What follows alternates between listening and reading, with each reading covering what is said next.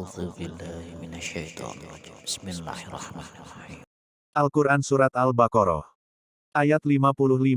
Tafsirnya. Dan ketika kamu berkata, yaitu setelah kamu pergi bersama Musa untuk memohon ampun kepada Allah sebab menyembah patung anak lembu dan telah kamu dengar pula firman-Nya.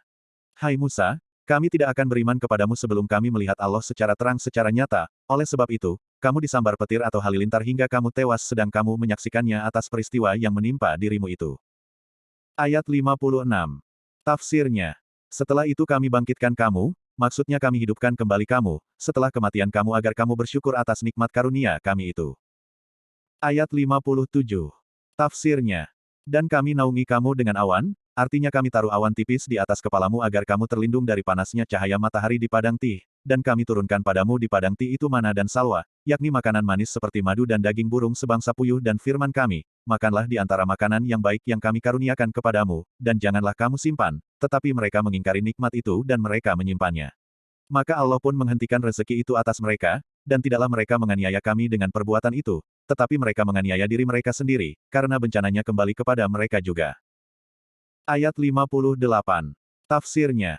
Dan ingatlah ketika kami berfirman kepada mereka setelah mereka keluar dari Bukit Tih, masuklah kamu ke negeri ini, yakni Baitul Maqdis atau Yerusalem dan ada pula yang mengatakannya, Ariha, maka makanlah di antara makanannya yang baik lagi enak mana yang kamu sukai tanpa ada larangan, dan masukilah pintu gerbangnya dalam keadaan bersujud, artinya menundukkan diri, dan ucapkanlah sebagai permohonan, bebaskanlah kami dari dosa, niscaya kami ampuni.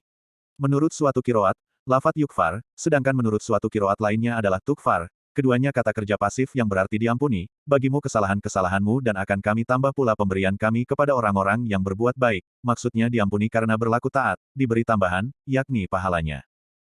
Ayat 59. Tafsirnya.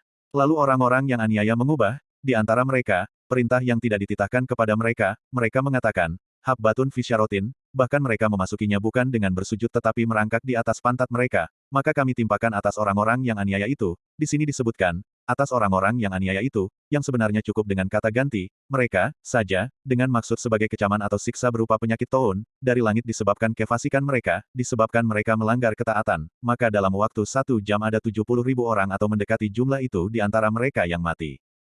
Ayat 60. Tafsirnya.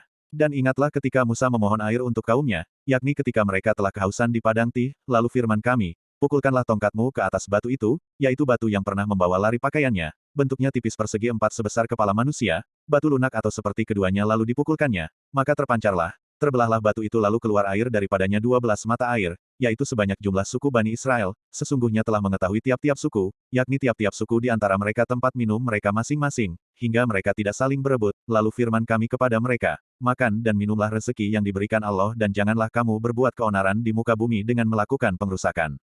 Lafat, mufsidin, menjadi, hal, yang memperkuat perbuatan pelaku, Asia, yang berarti berbuat keonaran.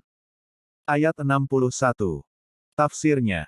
Dan ketika kamu berkata, Hai Musa, kami tidak bisa tahan dengan satu makanan saja, maksudnya satu macam saja, yaitu mana dan salwa, oleh sebab itu mohonkanlah untuk kami kepada Tuhanmu, agar dia mengeluarkan bagi kami sesuatu dari apa yang ditumbuhkan bumi berupa, sebagai penjelasan, sayur mayur, ketimun, bawang putih, kacang adas dan bawang merah, maka jawabnya, yaitu jawab Musa kepada mereka, maukah kamu mengambil sesuatu yang lebih rendah atau lebih jelek sebagai pengganti dari yang lebih baik atau lebih utama?